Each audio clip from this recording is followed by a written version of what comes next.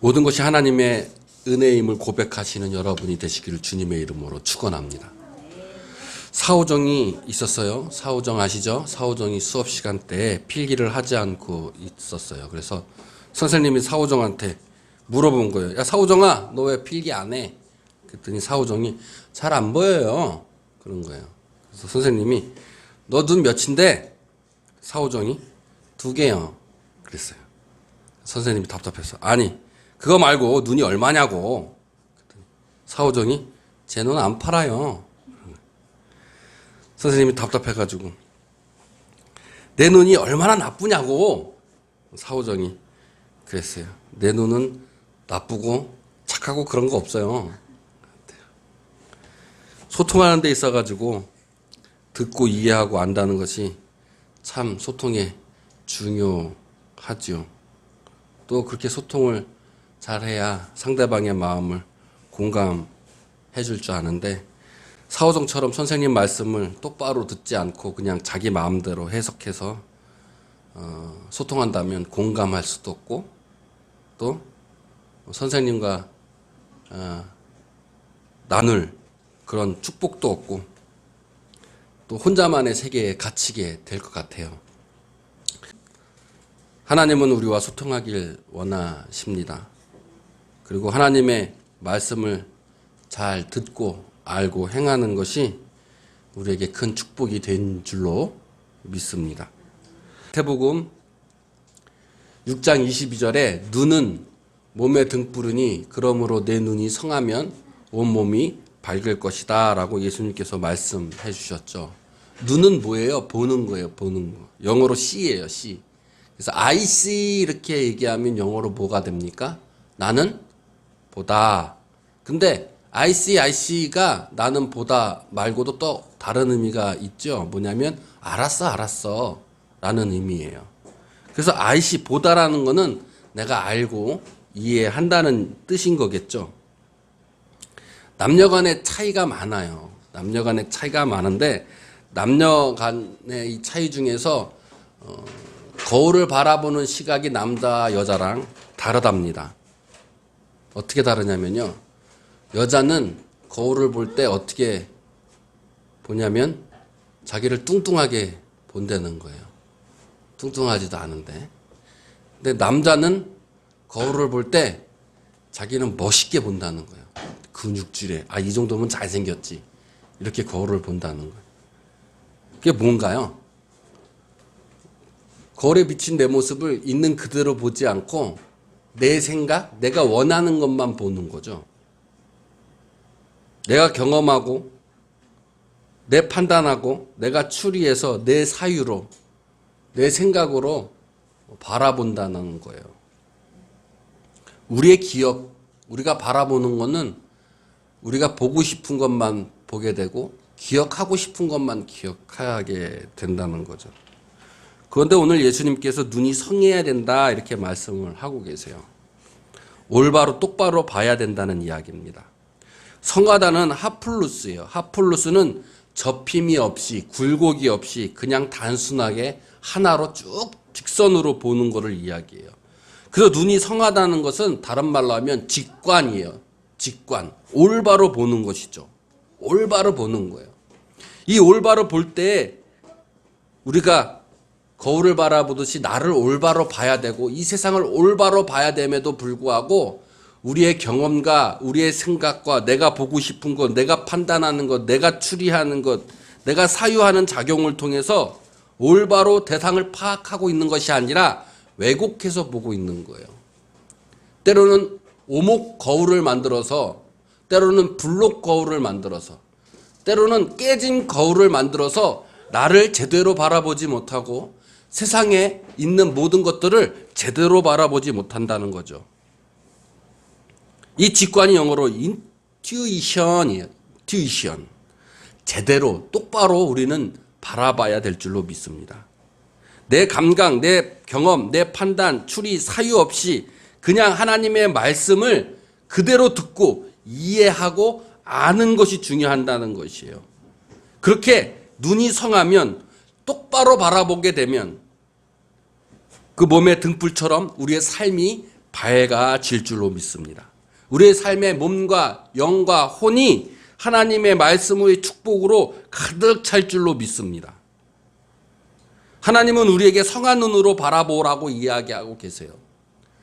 똑바로 보라고 이야기하고 계세요. 그런데 어떻게 하면 우리가 성한 눈으로 하나님의 말씀을 똑바로 바라볼 수 있을까요? 요한복음 17장 3장의 영성은 살아계신 참 하나님과 그가 보내신 예수 그리스도를 아는 것이라고 이야기를 하고 계시죠. 우리가 성한 눈으로 접힘 없이 굴곡 없이 똑바로 바라보기 위해서는 내 경험과 내 판단과 내 추리가 없이 있는 그대로의 하나님 말씀을 바라봐야 되는 거예요. 그런데 우리는 이 세상을 살아가면서 똑바로 이 세상의 삶을 바라봐야 됨에도 불구하고 희한하게 성한 눈으로 바라보는 것이 아니라 굴곡진 마음으로 이 세상을 바라보고 굴곡진 마음으로 하나님의 말씀을 바라보고 그렇게 이해하며 살고 있다라는 거예요.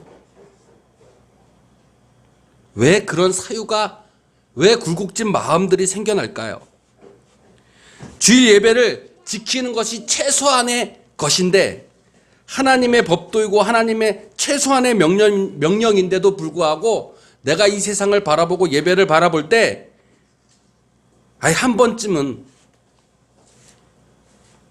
예배가 단순하게 교회당 예배당에 나와서 예배드리는 게 그게 정말 예배일까? 하나님의 말씀을 우리로 굴곡시켜서 그것은 아닐 거야. 그것만이 다가 아닐 거야 라고 굴곡시켜 본다는 것이죠. 11조와 헌금은 어떻습니까? 인터넷이나 많은 다른 목사님들이 11조는 드리지 않아도 된다고 이야기하는 인터넷 목사님들도 많이 계시죠.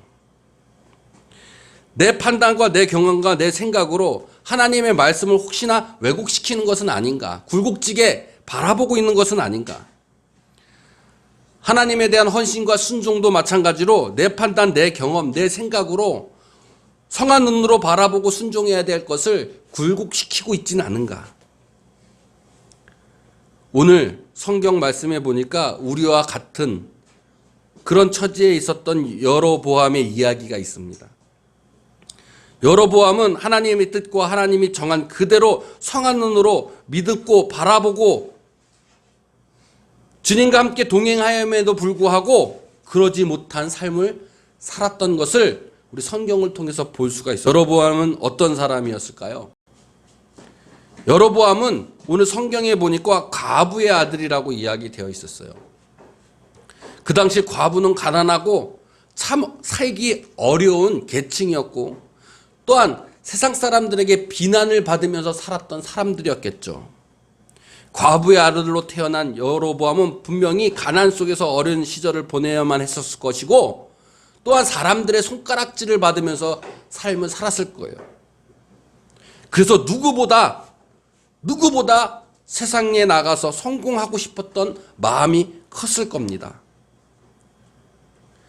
여로보암은 세상에 나가서 성공해야 될 것을 알고 있었고 자신의 처지를 제대로 알고 있었어요. 어떻게 하면 성공할 수 있을까? 그가 택한 것은 누구보다 성실하고 열심히 일하는 것을 택했어요. 공부도 열심히 했었을 것이고 또한 누구의 말을 어떠한 사람의 명령을 자기 주인의 명령을 한 번도 어기지 않고 누구보다 성실하게 열심히 일을 했을 겁니다. 그렇게 여로보암은 자신의 꿈을 이루기 위해 열심히 살았던 거예요. 그런데 어느 날 기회를 잡습니다. 솔로몬이 무너진 다윗성의 일부를 수축하기 위해서 사람들을 부리고 일을 시켰을 때에 솔로몬의 눈에 열심히 일했고 성실했던 여로보암이 눈에 들기 시작했던 거예요. 그래서 그를 요셉 족속에 감독하는 일로 자리를 줍니다. 이거는 뭐냐면 12지파 중에서 가장 큰 지파였던 유다 지파 그리고 그 다음으로 컸던 요셉 지파를 감독하는 대표의 자리로 올린 거예요. 12지파 중에 한 지파의 대표자가 된 겁니다. 세상에 나가서 이제 성공을 한 거예요. 물론 돈도 많이 벌었겠죠. 명예도 얻었어요. 여로보암은 기회를 잡았고 자신의 이제 가난했던 삶이 이제 성공의 삶, 그리고 높은 지위의 삶으로 옮겨지게 됐습니다. 분명히 여로보암은 성한 눈으로 열심히 성실하게 일했고 큰 용사가 되었던 거예요. 불성실한 사람들은 대부분 일에 핑계를 대고 그리고 일을 성실하게 하지 않는 사람들을 이야기하겠죠. 왜 불성실한 사람들은 일에 대해 핑계를 댈까요? 생각해보면 이 일에 대해서 주인이 일을 시키면 내 판단, 내 생각, 내 경험이 들어가서 불성실하게 되는 것이 대부분인 것 같습니다. 그러나 여로보암은 그러지 않았어요. 그런데 오늘 성경에 보면 여로보암이 하나님의 말씀에 순종하고 믿음이 좋았다라는 내용은 없습니다. 그냥 여로보암은 세상적인 성공, 가난에서 벗어나고 싶었던 마음, 그 일에 대한 성실히 살았던 것뿐이었어요. 그런데 하나님께서는 솔로몬을 시켜서 요셉 지파의 대표로 여로보암에게 축복을 주었죠. 가난에서도 벗어날 수 있었고 그리고 삶의 명예와 성공을 갖다 주었었어요. 그리고 하나님은 이렇게 평범했던 사람 여로보암을 드디어 선택하시고 북이스라엘의 왕으로 삼기를 계획하시는 거예요. 하나님은 가난한 자, 평범한 자, 그리고 간절한 자, 그리고 아주 작은 자를 선택하시며 하나님의 역사에 참여하시는 것을 우리는 알 수 있습니다. 그리고 그때를 기다리는 거예요. 다윗도 하나님께서 선택하셨고 다윗은 하나님이 자기를 사용하실 그때를 성실하게 기다리고 있었던 것처럼 여로보암도 역시 그때를 기다리게 됩니다. 그의 때에 따라서 하나님은 우리에게 말씀과 사명을 주시는 거예요.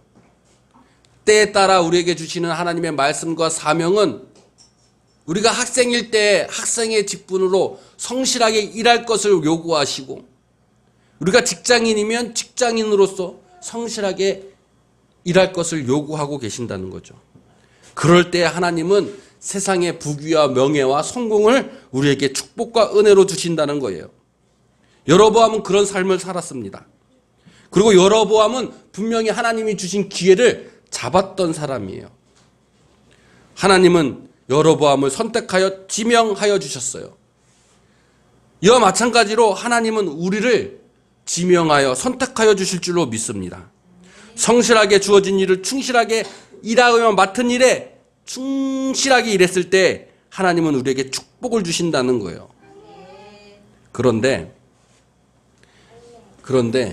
오늘 말씀에 보면 하나님께서 주신 은혜와 선택에는 하나님의 언약과 약속과 계약이 있다라는 거예요. 열왕기 11장 37절부터 38절까지 말씀을 보니까 이런 계획의 말씀들이 있어요. 내가는 하나님이죠. 너는 여로보암이에요. 하나님이 여로보암을 취하였다, 선택하였다라는 것이죠. 그렇게 선택하여 놓고 하나님께서는 너는 내 마음대로 원하는 대로 다 하라고 말씀하고 계세요. 하나님께서는 분명히 여로보암을 선택하기 전에 여로보암에게 큰 축복을 줬어요. 가난에서 벗어나게 해줬고 이제는 누구도 손가락질 할 수 없게끔 큰 자리의 위치에 성공의 자리에 올려놓으시고는 내가 너를 선택했으니 이제 네가 마음대로 다스리라고 말씀하고 계세요. 그리고 때가 되면 이스라엘 왕이 되게 하여 주신다고 이야기하시면서 계약을 하시길 조건이 있는 거죠. 내가 만일 내 명령 그 모든 것을 순종하고 내 길로 내 눈에 합당한 일을 행하면 이 모든 것을 끝까지 지켜주시겠다고 이야기를 하십니다. 11장 38절의 말씀에 보니까 또 내 종 다윗이 행한 같이 내 율례와 명령을 지키며 내가 너와 함께 있겠다고 말씀하고 계시는 거예요. 그리고 너를 위하여 견고한 집을 세우고 이스라엘을 내게 줄 것이라고 그 어마어마한 축복의 약속을 해주셨던 것이죠. 자, 이 축복의 계약은 내용을 세 단계로 나눠볼 수 있어요. 첫 번째로는 여로보암에게 축복을 주기 전이 아니었다라는 거예요. 이미 하나님께서는 미리 축복을 주시고 은혜를 주셨어요.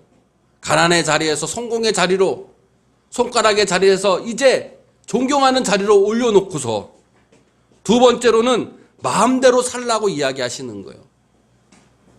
세 번째로는 그러나 하나님의 명령, 언약, 율례, 이것을 지켜 행하라고 말씀하고 계신다는 거죠.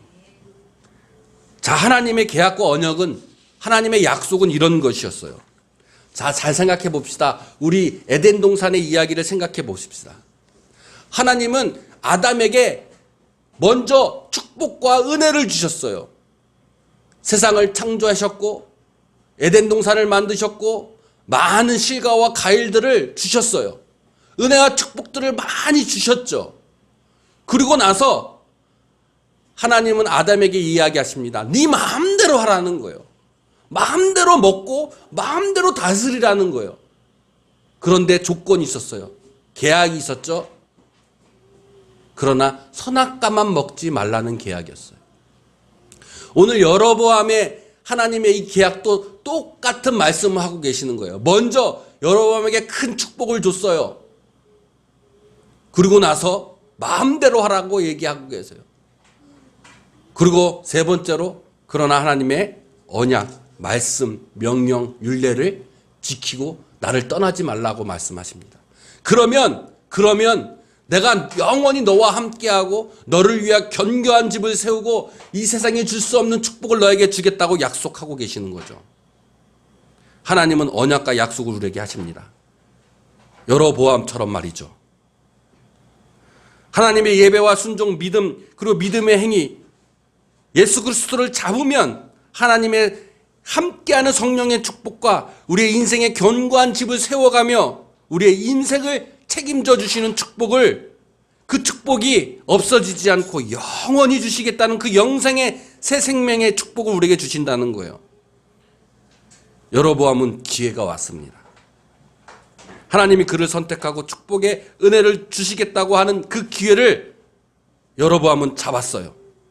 선지자 아히야를 통해서 하나님의 말씀을 듣고 순종할 수 있는 축복의 기회를 여로보암은 그 하나님의 언약과 약속을 잡았던 것이죠. 그 소식을 들은 솔로몬이 여로보암을 잡으려고 합니다. 죽이려고 하는 것이죠.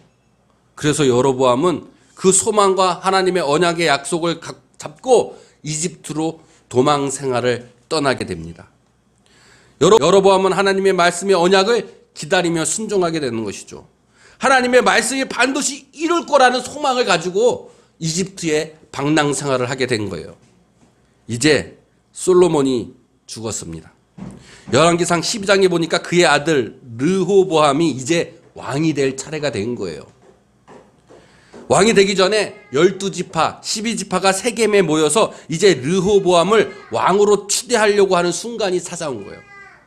솔로몬이 죽었다는 이야기를 듣고 이제 새 왕이 세겜에서 세워진다는 소식을 듣고 여로보암도 12지파 대표 중에 하나, 요셉지파의 대표적인 하나인 여로보암도 그 대표로 세겜에 참석하게 됩니다. 그때 12지파 대표들이 새로운 왕으로 추대될 르호보암에게 부탁의 이야기를 한 가지 하는 거예요. 왜냐하면 솔로몬 왕 때 20년간 너무나도 많은 노역을 했어요. 너무나도 많은 세금들을 냈어야만 했어요. 이제 성도 다 건축되었으니까 솔로몬이 했던 그 노역과 세금을 좀 감면해 주시면 어떻겠어요? 라고 르호보암에게 부탁을 한 거였었어요. 근데 르호보암은 자신의 충신이었던, 경험이 많았던 노인들과 의논하지 않고 자기가 어렸을 때 친구였던 젊은 어린 사람들과 의논을 하기 시작. 자기와 함께 어울렸던 어린 사람들의 충고를 따라서 12지파 대표들 그 사람들에게 나는 나의 아버지 솔로몬보다 더 크고 더 무거운 짐을 너희들한테 지겠다라는 결정을 내리는 거예요. 이제 12지파인 이 대표자들이 더 이상 르호보람을 따르면 안 되겠다라고 마음이 돌아서게 됩니다. 그런데 르호보람은 아직까지도 12지파의 왕이잖아요. 그래서 아도람을 시켜가지고 지방 곳곳에 다시 세금을 걷게끔, 노역을 시게끔 감독관을 보내는데, 이스라엘의 온 지파 사람들이 르호보람을 떠나서 아도람을 죽이는 사건이 벌어집니다. 르호보암은 이 소식을 듣고 자기의 편에 있었던 유대 지파와 베냐민 지파 사람들을 모아서 이 반란을 진압하려고 했지만 하나님이 가지 말라고 해서 군대를 물리게 돼요. 이 이야기를 통해서 결과적으로는 북이스라엘과 남유다가 갈라서게 됩니다. 이때 북이스라엘의 가장 유력한 지파가 요셉 지파였던 에브라임 지파였었어요. 거기에 대표자였던 여호보람은 10지파에 의해서 왕으로 추대가 됩니다. 이제 여로보암은 12지파 중 10지파의 왕이 되는 축복을 얻게 돼요. 과부의 아들로 태어나서 가난하고 보잘것없는 여로보암이 이제 가난도 벗어나고 성공하게 되었던 것이었죠. 하나님은 분명히 그에게 축복을 주셨던 거고 언약의 말씀을 이뤘던 거예요. 여로보암이 했던 것들은 아무것도 없습니다. 오로지 하나님이 하신 거였어요. 하나님의 언약이었고 하나님의 계획이었으며 하나님의 뜻이었다라는 것이었어요. 에덴 동산이 하나님이 주신 것처럼, 내가 이룬 것이 아무것도 없던 것처럼 말이죠. 우리는 이 사실을 똑바로 인식해야 돼요. 하나님의 말씀을 성한 눈으로 바라보면 지금 내가 누리고 있는 이 모든 세계가 모두 하나님이 주신 은혜라는 거예요. 이것이 나의 삶으로 고백되어져야 되고 믿음으로 고백되어야 될 줄로 믿습니다.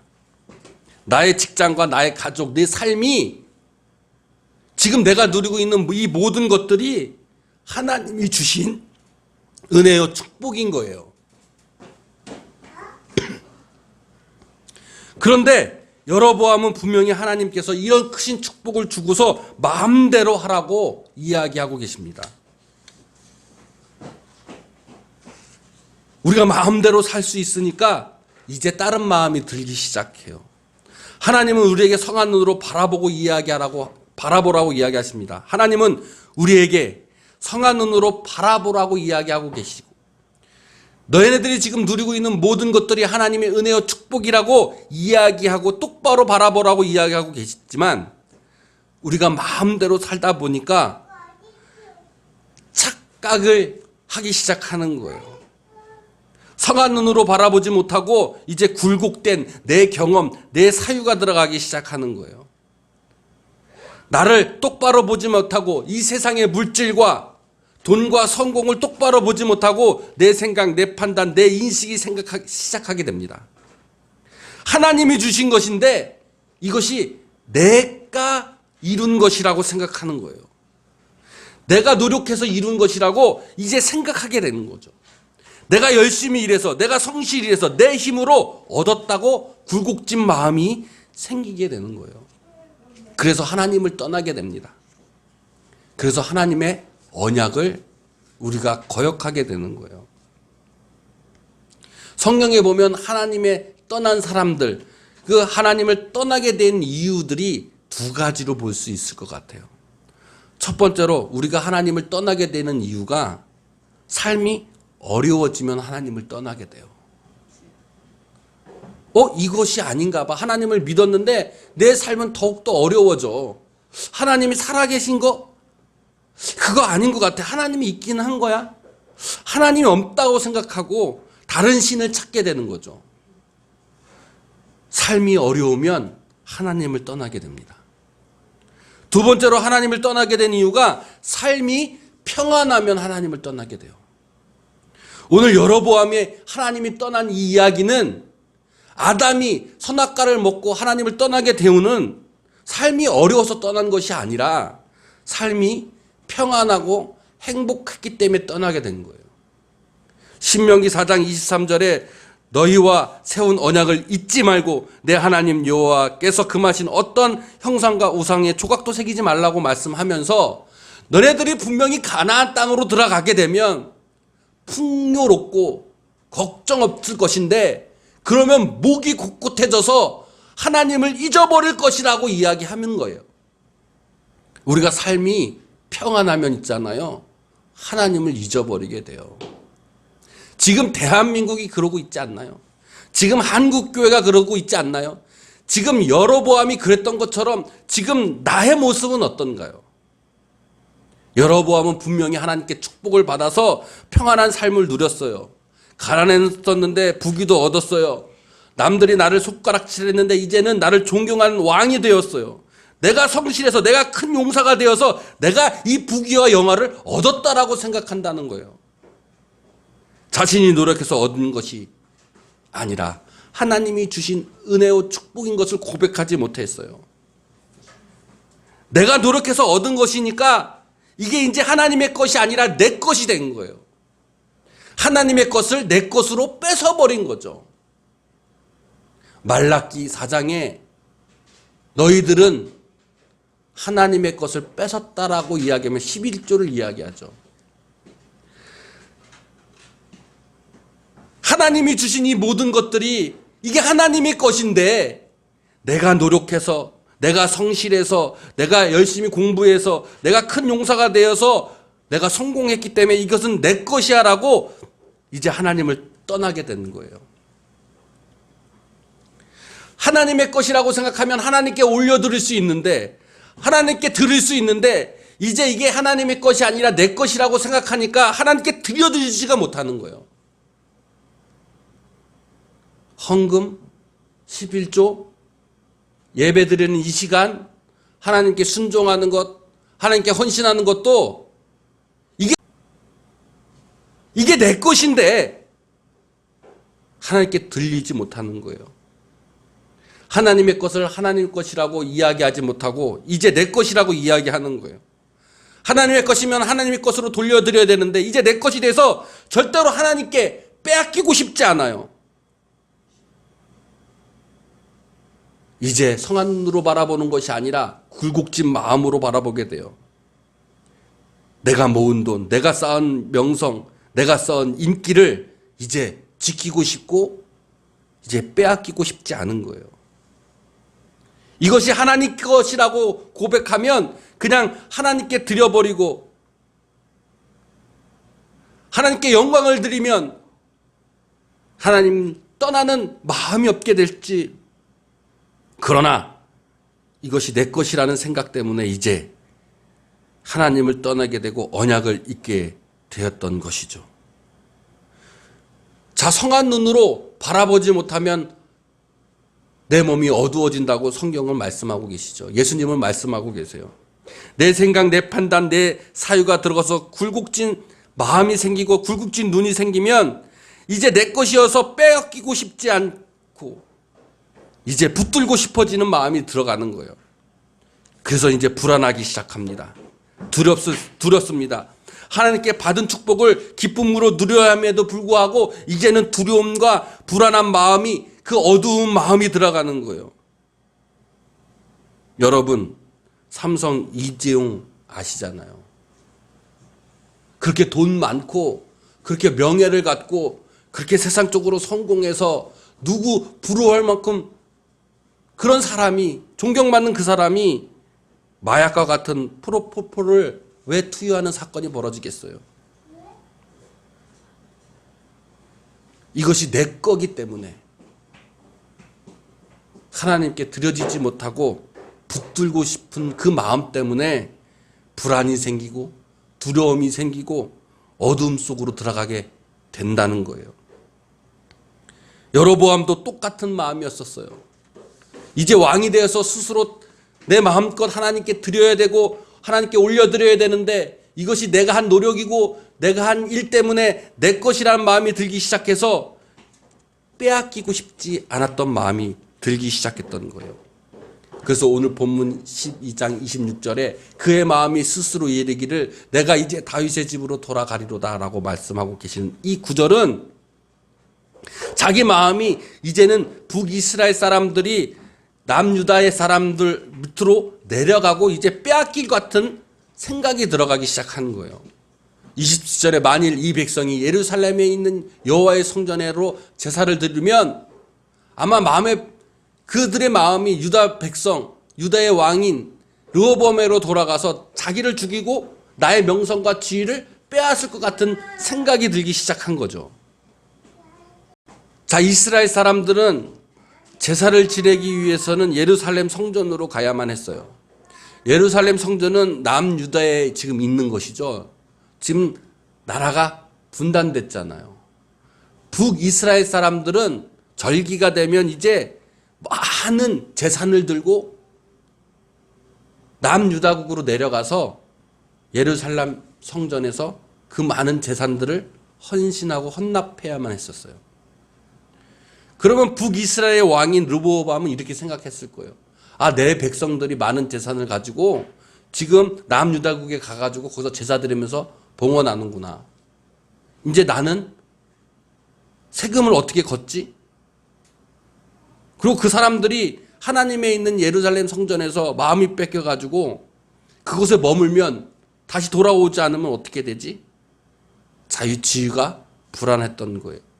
자기의 성공과 자기의 부와 명성을 이제는 빼앗기고 싶지 않았던 거예요. 굴곡진 마음으로 바라보게 된 거죠. 우리도 성한 눈으로 마음을 밝혀야 되는데 우리도 우리의 굴곡진 마음으로 하나님을 바라보는 것이 아니라 온전히 하나님의 마음을 바라봐야 되는데 하나님이 우리 마음대로 살도록 허락하셨다고 해서 내 인생의 기회, 내 부성공의 삶, 내 모든 것들이 내 노력으로, 내 힘으로 내가 한 것이라고 생각해서 내 것이라고 생각해서 하나님이 주신 것이 아니고 이건 내 것이고 내가 붙들고 싶어서 하나님께 온전히 드리지 못하고 그냥 내가 붙들고 있는 이것 때문에 이제 여로보암이 만들었던 내 마음의 금송아지를 우리도 만들고 있다라는 거예요. 열왕기상 12장 28절에 그래서 여로보암은 계획합니다. 백성들이 남유다의 예루살렘으로 못 가게 할 방법 계약하는 거예요. 그래서 금송아지 2개를 만들어서 하나는 에덴에, 하나는 베델에, 하나는 단에 이 금송아지를 만들어서 이제는 더 이상 예루살렘 성전으로 가지 말고 그냥 베델에, 그냥 단에 있는 저 금송아지가 우리를 애굽에서 구원하신 하나님이니까 거기서 예배를 드려도 돼 라고 선포한 거예요. 그러면 북이스라엘 사람들이 남유다국으로 안 내려가게 되잖아요. 그리고 많은 헌금과 많은 봉헌물들을 남유다국에 이제 안 줘도 되는 거예요. 그러면 부도 지킬 수 있고 명성도 지킬 수 있고 자기의 백성의 마음도 지킬 수 있을 거라고 생각했던 거죠. 그래서 자기가 굴곡진 마음으로 하나님이 정한 말씀을 자기 마음대로 바꿔버린 거예요. 그것이 금송아지인 거예요.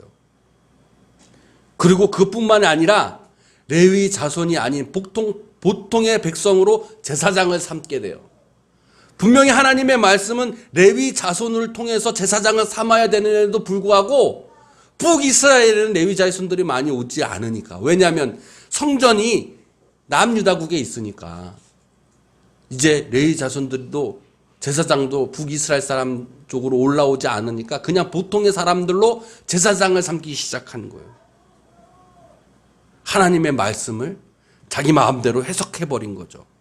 그리고 자기 편의대로 바꿔버린 거예요. 왜냐하면 내 것을 빼앗기고 싶지 않았기 때문에 그런 거죠. 하나님께서 정한 것을 내 마음대로 바꾸고 하나님의 언약을 내 마음대로 바꾸기 시작한 거예요. 말씀을 바꾸는 것이 내 마음의 금송아지를 세우는 것입니다. 내 마음의 금송아지는 내가 성한 눈으로 바라보지 못하고 내 것이기 때문에 내가 빼앗기지 않기 위해 하나님의 말씀을 왜곡시키는 것과 같은 거예요. 굴곡진 마음으로 똑바로 보지 못하고 이 세상 이것을 똑바로 보지 못하고 이것이 하나님의 것이라고 내가 고백하지 못하고 이것이 내 것이라고 만드는 우상이라는 거예요. 금은 황금이고 다스림을 뜻하겠죠. 소는 힘이고 파워예요.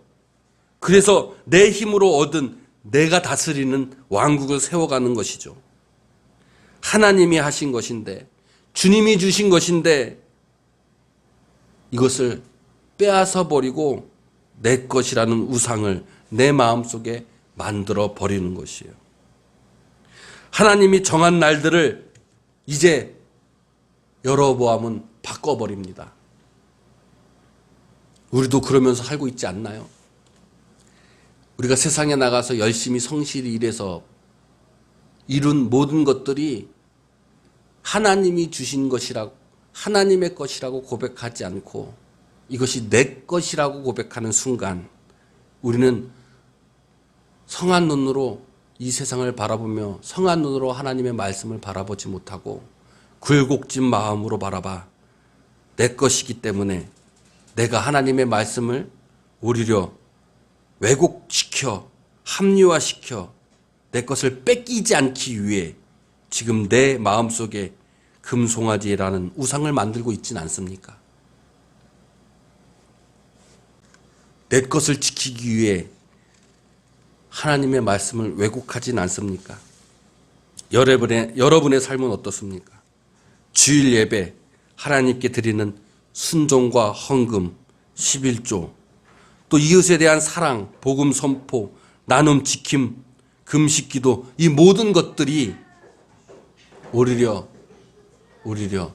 내가 굴곡진 마음으로 하나님의 말씀을 내 생각, 내 판단, 내 뜻, 내 사유로 왜곡시키진 않습니까?